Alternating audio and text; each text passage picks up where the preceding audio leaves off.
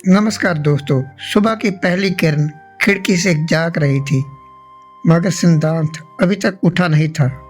नैना को चिंता हुई। उसने धीरे से उसके माथे पर हाथ रखा। माथा तप रहा था। घबराहट में उसने तुरंत पानी की पट्टी रखी और दवा खिलाने लगी। नैना और सिद्धांत की शादी को अभी सिर्फ 2 साल हुए थे। पहले उनके साथ सास ससुर रहते थे, लेकिन महामारी के दौरान जेठानी के अचानक चले जाने के बाद वे बड़े बेटे के पास चले गए।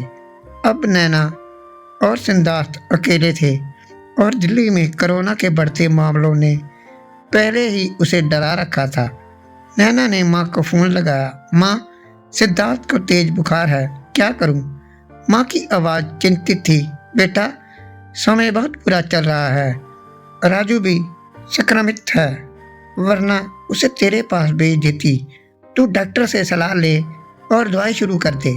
नैना ने डॉक्टर से परामर्श लेकर दवाई देना शुरू किया, मगर सिद्धार्थ की हालत बिगड़ती गई। आखिरकार उसे अस्पताल ले जाना पड़ा। अस्पताल की व्यवस्था बदहाल थी। अस्पताल में बेड नहीं, ऑक्सीजन नहीं और जरूरी दवाएं भी नहीं थी। नैना जरूरी दवाएं खरीदने गई तो सबसे अहम दवा अस्पताल में उपलब्ध नहीं थी। वह निराश होकर एक बेंच पर पीपी पर बैठ गई। बगल में एक युवक अयान उतनी ही बेचैनी से बैठा था। नैना ने हिम्मत जुटाकर पूछा, आपको पता है ये दवा कहाँ मिलेगी? अयान ने हल्की मुस्कान के साथ कहा, मैं खुद इसे ढूंढ रहा हूँ। नोएडा में मेरे दोस्त की दुकान है, वहाँ शायद मिल जाए। आपको भी जरूरत है? जी, मेरे पति अस्पताल में भर्ती हैं, बहुत जरूरी है। नैना बोली, तो पर्ची दीजिए, मैं आपके लिए भी ले आता हूँ। अयान ने बिना हिचकिचाए कहा। कुछ घंटे बाद वह लौटा, माथे पर पसीना और चेहरे पर संतोष। ये लीजिए, बड़ी मुश्किल से मिली है। नैना की आंखों में कृतज्ञता थी। आपने मेरी इतनी मदद की, कितने पैसे देने हैं? अयान हंस पड़ा। पैसे की चिंता मत कीजिए, पहले दवा दीजिए। इंसानियत अभी मरी नहीं है। उस दिन के बाद से दोनों में बातचीत होने लगी। अयान अपने भाई की देखभाल कर रहा था, नैना अपने पति की। दोनों की तकलीफें एक सी थी। अस्पताल की लंबी लाइनें, डॉक्टरों के चक्कर और अनगिनत चिंताओं के बीच दोनों एक दूसरे का सहारा बन गए। अस्पताल में सिद्धार्थ की हालत बिगड़ती जा रही थी। एक दिन ऑक्सीजन सिलेंडर की कमी हो गई। अस्पताल ने हाथ खड़े कर दिए। नैना ने अयान को फ़ोन लगाया। अयान बिना देर किए अस्पताल की लाइन में लग गया। घंटों इंतजार के बाद आखिरकार सिलेंडर लेकर लौटा।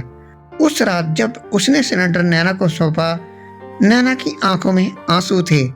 आपने मेरे लिए इतना कुछ किया, क्यों? अयान हल्के से मुस्कुराया। हर क्यों का जवाब नहीं होता। तुम मेरी कुछ नहीं लगती, पर तुम्हारा दर्द महसूस कर सकता हूँ। बस तुम्हारी मदद करना चाहता हूँ। नैना का दिल अचानक भारी हो गया।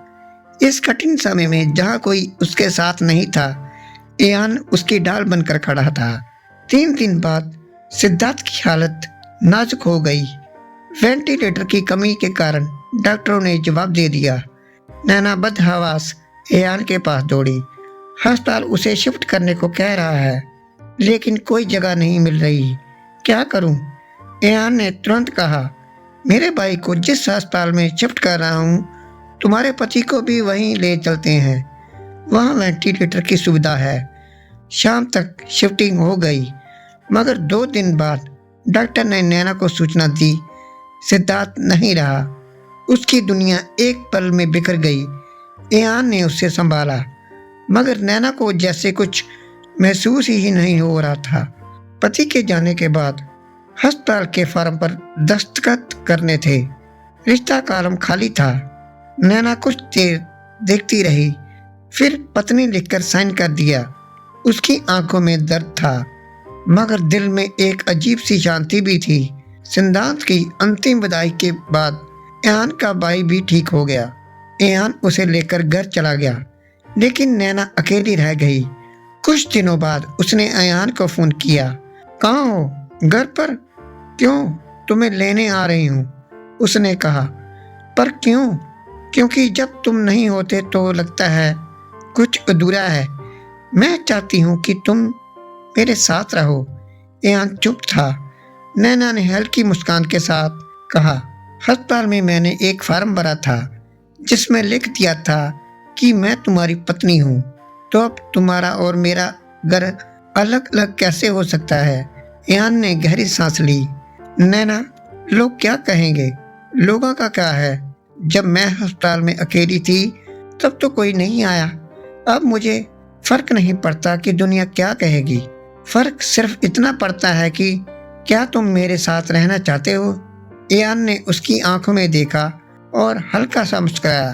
तुम ऑलरेडी मेरी हमसफर बन चुकी हो, बस मैंने कबूल नहीं किया था। नैना ने उसका हाथ थाम लिया। तो आज कर लो। ईयान ने उसकी उंगलियां कसकर पकड़ ली। महामारी ने बहुत कुछ छीना, मगर इस दर्द के बीच भी दो अजनबी एक नए रिश्ते की डोर में बंध गए। नैना और ईयान का रिश्ता एक अनकही डोर में बंध चुका था। महामारी के अंधकार से निकलकर दोनों ने साथ जीने का फैसला कर लिया था, मगर ये सफर इतना आसान नहीं था। दुनिया की नजरों में वे अजनबी थे, मगर उनके दिलों में एक दूसरे के लिए जो एहसास पनप चुका था वह किसी रिश्ते का मोहताज नहीं था। नैना के मन में अब भी एक अजीब सी बेचैनी थी। सिद्धार्थ की यादें अभी भी ताजा थी। क्या वह सही कर रही थी? क्या इतना जल्दी किसी और को अपने जीवन में शामिल करना सही था?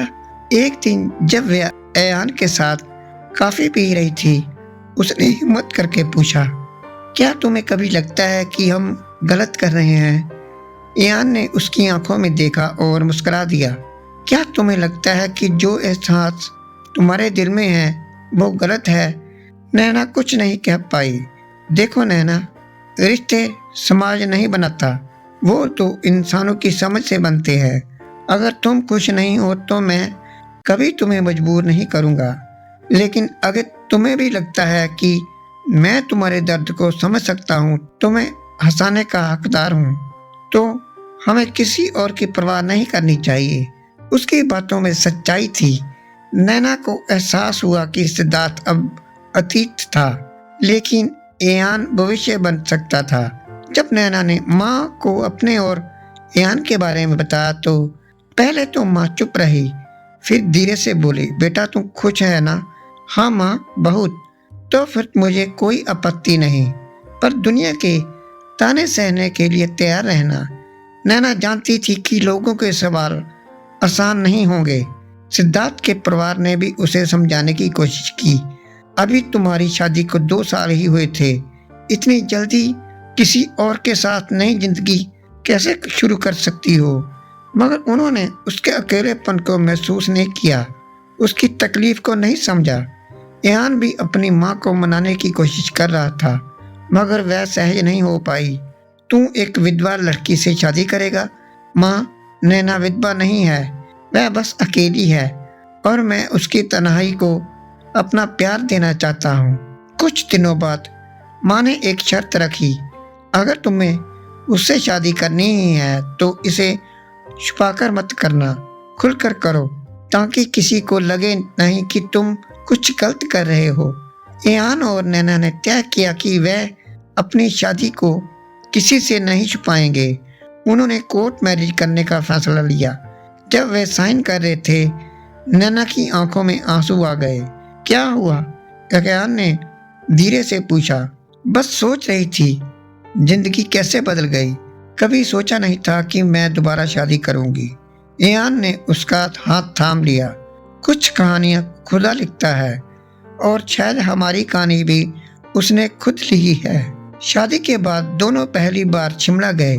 ठंडी हवा, चारों तरफ बर्फ और पहाड़ियों की खूबसूरती, ये उनकी जिंदगी का पहला सुकून भरा पल था, जहाँ कोई टेंशन नहीं थी, कोई डर नहीं था। रात को होटल की बालकनी में खड़े होकर नैना ने आसमान की तरफ देखा। सिद्धार्थ जहाँ भी होगा मुझे खुश देखकर जरूर खुश होगा, है ना? ईयान ने उसे अपनी बाहों में भर लिया। अगर वो तुमसे प्यार करता था तो वो यही चाहेगा कि तुम खुश रहो और अब तुम्हारी खुशी मेरी जिम्मेदारी है। उसने हल्के से नैना के माथे पर एक चुम्बन दिया। नैना ने पहली बार खुद को पूरी तरह उसके करीब महसूस किया। पहली बार नैना को लगा कि उसने सही फैसला लिया। पहली बार उसे महसूस हुआ कि सिद्धार्थ की यादें कभी नहीं मिटेंगी, लेकिन उसके दर्द को अयान का प्यार जरूर मिटा सकता है। पहली बार उसने दिल से अयान को अपनाया और इस तरह हमदर्द से हम सफर बने दो लोग जिंदगी की नई राह पर चल पड़े, बिना किसी पछतावे, बिना किसी डर के।